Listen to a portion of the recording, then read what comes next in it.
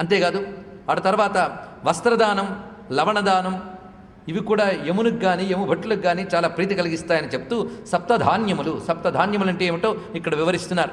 వ్రీహయో యవగోధూమా ముద్గామాష ప్రియంగవ చణక సప్తమాజ్ఞేయ సప్తధాన్యముదాహృతం. ధాన్యాల్లో ఎన్ని వెరైటీలు ఉన్నాయో మనకి వేదకాలం నాటికే చాలా కనబడతాయి. మీకు చమకంలో ధాన్యాల వెరైటీలు చెప్పారు. నివార అష్టమే ఇత్యాది మంత్రముల్లో ధాన్యముల యొక్క రకాలు మనకు కనిపిస్తున్నాయి. అందుకే ధాన్యములు ఒక్కొక్క దానికి ఒక్కొక్క ప్రత్యేకత ఉంది.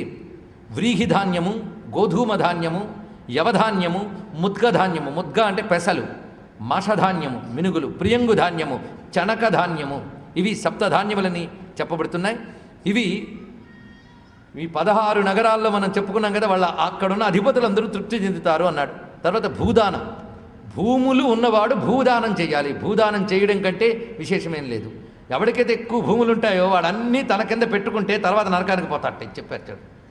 అందుకు భూముల్ని సత్పాత్రుడికి దానం చేయాలి. తస్మాత్ భూమీశ్వరో భూమిదానమేవ ప్రదాపయేత్. భూదానం చెయ్యలేనివాడు గోదానం కూడా, వాడికి గోదానమే భూదానంతో సమానం. కానీ భూదానం చేయగలిగిన వాడు భూదానము చేయాలి, తర్వాత గోదానం కూడా చేయవచ్చు. భూములు లేనివాడు గోదానం. ఎందుకంటే గోవుకు భూమికి ఒక అనుబంధం ఉంది. మన గతంలో చాలా మార్లు చెప్పుకున్నా తెలుసుకోండి. భూమికి కూడా గోవనే పేరుంది. భూమి ఎంత గొప్పదో గోవంత గొప్పది, గోవంత గొప్పదో భూమంత గొప్పది. అందుకే భూమికి గో అనే నామకరణం కూడా ఉన్నది. అందుకు భూములున్నవాళ్ళు భూదానం చేసి తీరాలి అని చెప్తూ ఆ తర్వాత ప్రత్యేకించి గోదానం గురించి వివరంగా చెప్తూ ఉన్నాడు. గోదానం అనేటువంటిది వాడు బ్రతుకున్న సమయంలోనూ చేసుకోవాలి, అంత్యదశలోనే కాకుండా బ్రతుకున్న సమయంలో కూడా చేసుకోవాల్సింది. అందుకే దీన్ని ప్రత్యేకించి వేరేగా చెప్తున్నారు. 8 దానములు కాకుండా గోదానానికి ప్రత్యేకమైన కొన్ని విశేషములు చెప్పాడు. గోదానం చేయాలంటే కొన్ని పద్ధతులు ఉన్నాయి. ఎందుకంటే పుణ్యమని చేసి ఏదా పెడితే అలా చేయడానికి వీల్లేదు. ప్రత్యేకించి గోదానంలో కొన్ని దానాలకు చాలా జాగ్రత్తలు అవసరం. పుచ్చుకునేవాడికి కొన్ని జాగ్రత్తలు అవసరం, కొన్ని వాటికి ఇచ్చుకునేవాడికి జాగ్రత్తలు ఎక్కర్లేదు, పుచ్చుకునేవాడికి చాలా అవసరం. ఇందాక చెప్పిన తెలలు, పైగా లోహములు ఇత్యాదులు దానం చేసినప్పుడు మాత్రం పుచ్చుకునేవాడు దాని పరిహారాలు చాలా చేసుకోవాలి. యోగ్యుడైన వాడు పుచ్చుకోవడానికి ముందుకు రాడు, కానీ యోగ్యుడైన వాడికి మాత్రమే ఇవ్వాలి. ఇది చిక్కు. అయితే ఆ యోగ్యుడైన వాడు అవతల వాడు వచ్చి పుచ్చుకోవాలి అన్నప్పుడు వద్దనకూడదు. ఇది ఎన్నున్నాయి వాడికి. ఎందుకంటే అవతల వాడి యొక్క ధర్మం దెబ్బతీయకూడదు. ఒకవేళ తప్పనిసరి కొన్ని దానాలు పుచ్చుకోరాదు, వాడు నియమం పెట్టుకుంటాడు పుచ్చుకోనని. కొన్ని పుచ్చుకున్నప్పటికీ దానికి ప్రతిక్రియ చేసుకోవాలి వాడు, అంత ఉంటుంది. లేనప్పుడు ప్రమాదకరం నేను మనం చెప్పుకున్నాం. కానీ వస్త్రాది దానములు మాత్రం ఇచ్చిన వాడికి పుచ్చుకున్న వాడికి మంచిది. అలాగే భూదానం కూడా ఇచ్చిన వాడికి పుచ్చుకున్న వాడికి మంచిది అని చెప్పారు.